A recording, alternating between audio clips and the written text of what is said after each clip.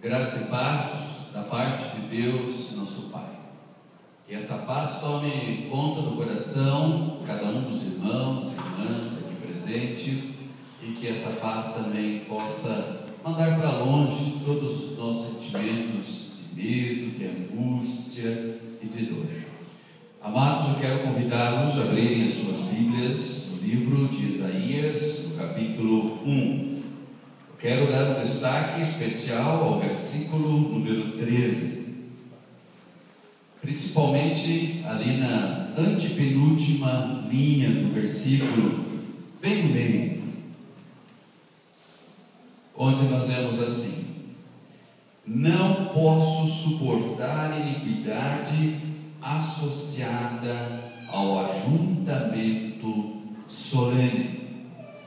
Que a palavra de Deus possa tocar assim profundamente os nossos corações. Amém. Irmãos e irmãs, olhando daqui, percebo que as mulheres têm um costume bem bonito. É bacana esse costume das mulheres, de passar maquiagem. Não tem problema nenhum, não é pecado, pode ficar tranquilo, é tudo tranquilo, não é pecado passar maquiagem. E a maquiagem tem um efeito bem interessante, né? Não sei se eu coloquei todas as ferramentas de maquiagem aí, não é bem a nossa especialidade, mas aí vocês podem me ajudar. A maquiagem ela tem um papel muito importante, né? Porque ela consiste na aplicação de produtos com efeito cosmético de embelezamento ou disfarce, seguindo-se em alguns casos os ditames da moda, e com o uso de substâncias especificamente destinadas a tal fim. E aí coloquei ali batom, base, blush, corretível, rímel, delineador, sombra, pó compacto, lápis de olho, lápis para os lábios e por aí vai. Gente, homem não é muito bom nessa área, mas as mulheres conhecem as ferramentas como ninguém. E via de regra, essas ferramentas surtem efeito. Quando você vê uma mulher entrando para se maquiar e a ver saindo após a maquiagem, dá a impressão que é outra mulher. Verdade. E aí então a gente vê que realmente a maquiagem ela surte efeito. Eu trouxe aqui alguns exemplos, né? Porque a maquiagem ela realça a beleza da pessoa e disfarça as imperfeições, deixa a pessoa mais bonita. Aí eu coloquei aqui alguns exemplos de pessoas muito famosas. Aqui é a famosa Gisele Bündchen, com maquiagem. Aqui é a mesma Gisele sem maquiagem. Parecida? Aqui as duas, né? A imagem contrastante. Dá uma diferença, não dá? Maquiagem surte efeito. Essa era também uma atriz muito conhecida. Como é que é o nome dela? Juliana Paz. Bonita ela, né? Opa, bonita.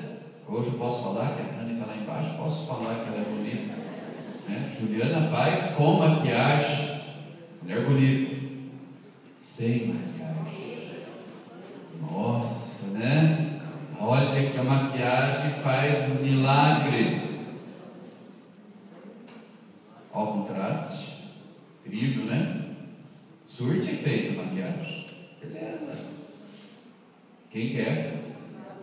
Madonna. Linda, não? Colosso.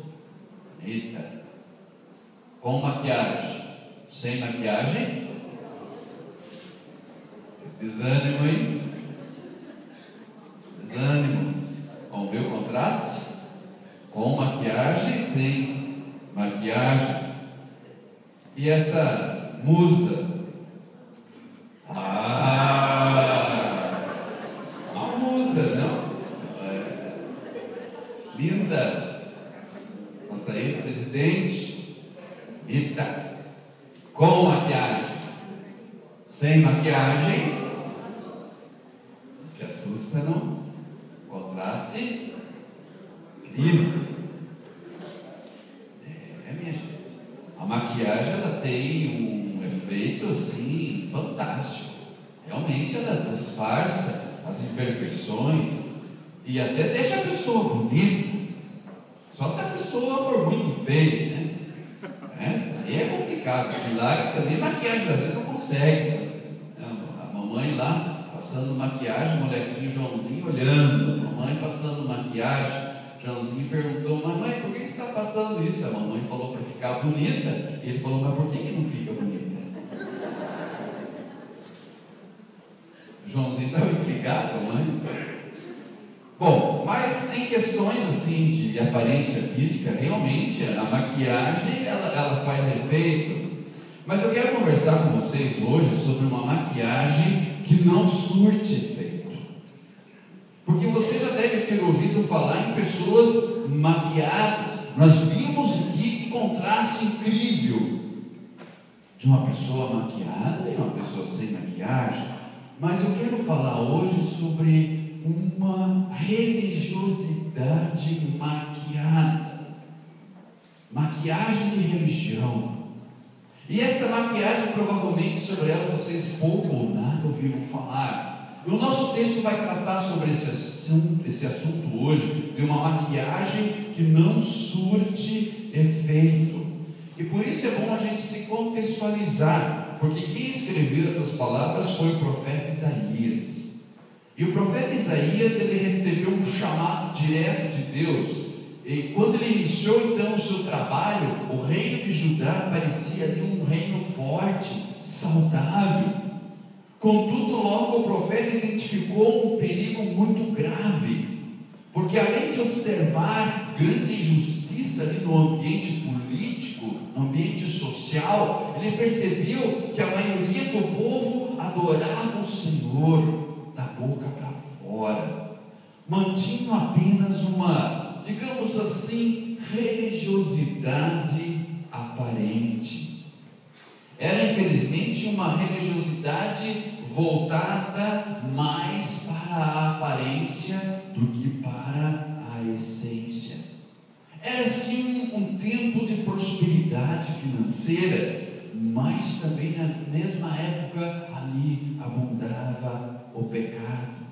Podemos dizer aqui, olhando o texto bíblico, que até havia cerimônias, havia um ritual de culto, havia, digamos assim, entre aspas, um sentimento de religiosidade, mas tudo voltado para e somente para as aparências, tudo mera formalidade, nada era feito em espírito e verdade. O povo de Jerusalém, as autoridades, o texto mostra isso, eram maus. Os seus pecados e maldades estavam fazendo com que Deus não mais suportasse. Isso ele vai deixar bem claro nesse texto. Ele não suportava mais tamanha hipocrisia.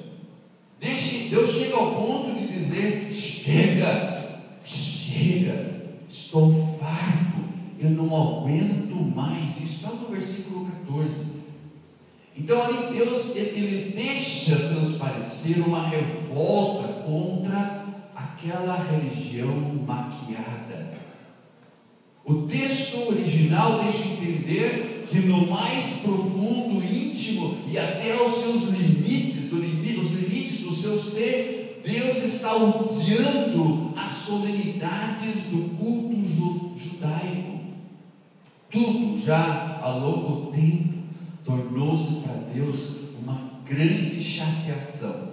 Quer dizer, a sua paciência estava cansada de tudo isso. E aí você pergunta: mas escuta, não foi o próprio Deus que instituiu os detalhes do culto judaico? Não foi Ele mesmo que instituiu tudo aquilo que Ele está dizendo no texto, que Ele odeia? Não foi Ele mesmo que ordenou que o culto transcorresse seguindo esta ordem? E E agora Deus estava condenando a forma como as pessoas estavam realizando esse culto que Ele mesmo orientou na sua execução. Será que realmente Deus estava odiando o culto propriamente dito? O que de fato Deus estava odiando naquele culto? Ele estava odiando naquele culto tudo que havia apenas se transformado em formalidades. Tudo formalidade, tudo maquiagem, tudo era feito apenas para disfarçar uma vida completamente voltada ao pecado, tudo voltado para esconder as imperfeições, esconder os pecados. E esse tipo de maquiagem aos olhos de Deus não surte efeito. Por quê? Porque Deus não se deixa enganar pela religião formal, que pode até impressionar a homens, mas Deus, Ele vê o interior do coração, Ele enxerga o que está embaixo da maquiagem. O que as pessoas da época do profeta Isaías estavam construindo era uma espécie de edifício da falsa piedade. Os israelitas argumentavam assim: não, nós somos piedosos, porque nós apresentamos uma multidão de sacrifícios de animais como meios de expiação. As pessoas queriam aproximar-se de Deus sem o verdadeiro espírito de devoção. Aquelas obras hipócritas não conseguiam esconder de Deus os verdadeiros sentimentos. E diante daquela situação de contradição em que eles viviam, Deus nega inclusive a legitimidade do incenso, algo que é normalmente descrito na Bíblia como agradável a Ele. As reuniões festivas que Deus havia ordenado que se realizasse, como nós lemos lá em Levíticos 23, estavam agora repletas de vazio e esterilidade, devido às clamorosas contradições. Até mesmo as orações do povo não estavam sendo ouvidas por Deus. E diante então de Deus, nós vamos concluindo que nenhuma demonstração externa ou show pode esconder a verdadeira natureza das coisas. Deus não pode suportar a adoração que visa o restabelecimento de uma consciência meritória. O Deus Santo não pode suportar a hipocrisia. Então, era necessário uma limpeza completa, porque sem essa limpeza, os defeitos permaneceriam. Ou seja, a maquiagem, ela só esconde os pecados, mas eles permanecem ali, lá onde estão. E o mais grave, eles condenam eternamente. Por isso nós temos aqui uma palavra muito importante. Diz ali no versículo 16: lavai-vos e purificai-vos, removam as vossas más ações de diante dos meus olhos, cessai de praticar o mal, aprendei a fazer o que é bom, diz o texto. E o texto ainda menciona: tratem os outros com justiça, socorram os que são explorados, defendam o direito do próximo e, sobretudo, obedeçam aos princípios da lei do Senhor, abandonando a formalidade hipócrita e assumindo um compromisso verdadeiro com Deus em sinal de arrependimento, e assim Deus nos perdoará. E a partir então do versículo 18, o teor da fala de Deus aqui muda, porque até aqui ele falou ao seu povo em ira, tentando promover o sincero e verdadeiro arrependimento. E agora Deus, a partir do versículo 18, Ele vai tratar e vai falar em graça. E aí no versículo 18 Ele diz assim: venham então, agora poderemos discutir, diz Javé. Isso é a linguagem original no hebraico. Embora sejam os seus pecados como escarlate, como neve, brancos deverão ficar. Ainda que sejam vermelhos como carmesim, como lã, eles deverão ficar. Então Deus se oferece aqui a nos revestir da brancura da santidade, ao invés da cor de carmesim que representa a nossa vida de pecados. Tal como o julgamento, o perdão dos pecados também é a obra divina. Em sua misericórdia, Deus põe fim ao pecado do homem, que é desse modo restabelecido em sua verdadeira relação com Ele. E por isso nós podemos dizer assim, que não existe falta, não existe pecado que esgote o perdão divino. Graças a Deus que as coisas são assim. Então, meus irmãos, perante Deus, as nossas imperfeições, elas estão escancaradas. Não pode querer você pensar em maquiar pecados. Não funciona. Não adianta a gente viver lá na surdina, nossos pecados de estimação, como se de fato isso fosse natural até para um cristão, achando que Deus vai fechar os olhos para isso. E a gente às vezes tenta disfarçar esses pecados, nos apegando àquela coisa assim: não, mas eu sou bom, eu sou uma pessoa do bem. Queridos, perante Deus, nossas imperfeições estão escancaradas, não tem como disfarçar. Os nossos pecados não podem ser maquiados, não podem ser disfarçados. Se você usar a maquiagem das obras, essa maquiagem, ela não surte efeito, não surte. Mas em Cristo, Deus providenciou uma solução melhor do que a maquiagem. Em Cristo, Deus providenciou uma solução mais eficiente. Essa solução, ela não maquia o pecado, ela não faz só uma mera maquiagem, mas a solução que Deus providenciou, essa solução, ela remove o pecado, ela remove as imperfeições, ela não as esconde, mas elas remove o pecado, remove a sua culpa e a sua condenação. Lá em Efésios 5, 25 em diante, nós temos uma palavra incrível sobre como é que Deus em Cristo nos vê.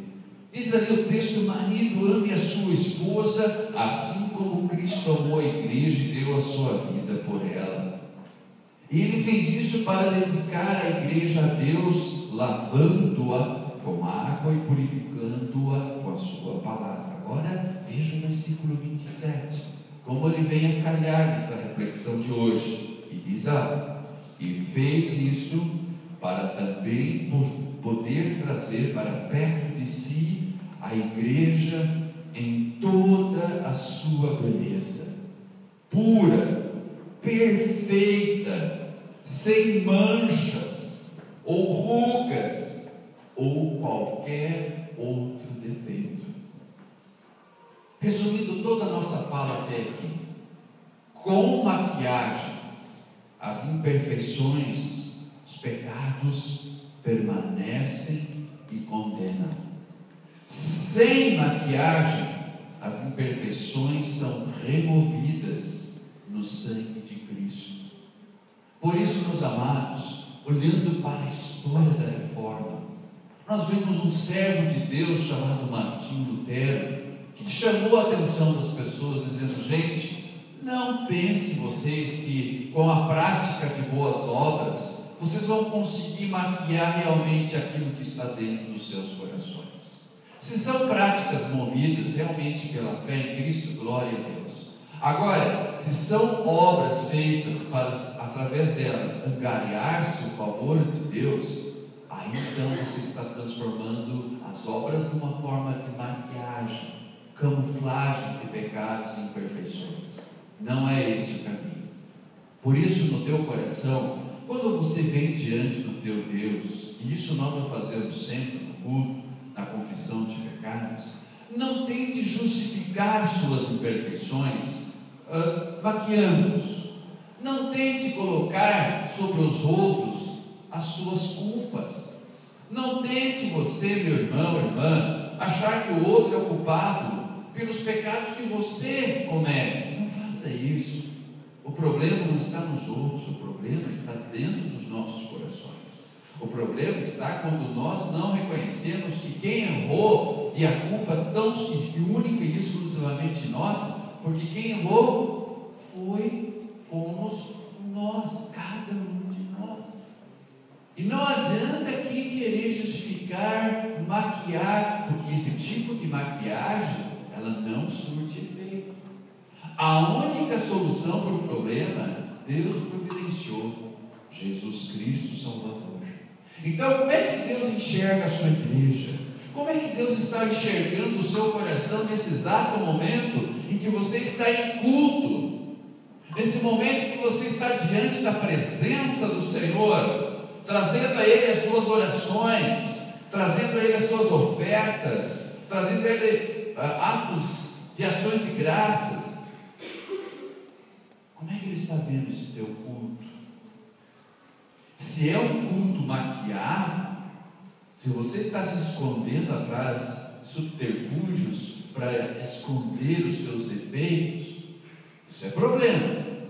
Agora, se você está diante do teu Deus, com o teu coração cheio de arrependimento, sincero, verdadeiro, com a mais sincera intenção de realmente deixar de lado os seus pecados de estimação, reconhecendo que esses pecados te fazem infelizes, reconhecendo que esses pecados te afastam de Deus, reconhecendo que entristece a Deus, mesmo que você esteja aqui aparentemente fazendo o teu melhor culto, mas se dentro do teu coração as coisas estão mal resolvidas, se você apenas está maquiando as coisas, isso é problema para você.